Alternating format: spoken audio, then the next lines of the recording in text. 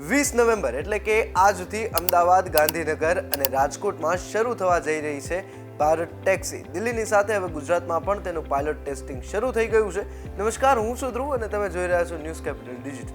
જો તમને ખ્યાલ નથી કે ભારત ટેક્સી છે શું, તો આ રેલની સાથે એક રેલ કનેક્ટ કરેલી છે જે તમે જોઈ શકશો, જેમાં ભારત ટેક્સી વિશે સંપૂર્ણ જાણકારી આપેલી છે. પ્રાઇવેટ કેબ અને ટેક્સી સર્વિસને સીધી ચેલેન્જ કરવા ભારતની પહેલી cooperative cab taxi service Bharat taxi હવે ગુજરાતમાં શરૂ થઈ ગઈ છે. થોડા દિવસ પહેલા 650 ડ્રાઈવર સાથે તેનું પાયલોટ ફેઝ દિલ્હીમાં શરૂ થયો અને હવે આજથી અમદાવાદ, ગાંધીનગર અને રાજકોટમાં તે શરૂ થઈ ગઈ છે. લિમિટેડ ડ્રાઈવર્સ અને લિમિટેડ યુઝર્સ આ સેવાનો લાભ મેળવી શકશે. ડ્રાઈવરને કમિશનમાંથી છુટકારો અને યુઝર્સને સર્જ ફીમાંથી છુટકારો મળી જશે. ફેસ્ટિવલ હોય કે વરસાદ હોય, એક ફિક્સ જ રેટ એટલે કે નો સર્જ ફી, જેનાથી યુઝર્સને પણ ફાયદો થશે અને ડ્રાઈવરને પણ ફાયદો થશે.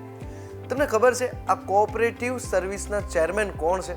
આ કોઓપરેટિવ ટેક્સી સર્વિસના ચેરમેન છે અમૂલના એમડી જયંત મહેતા.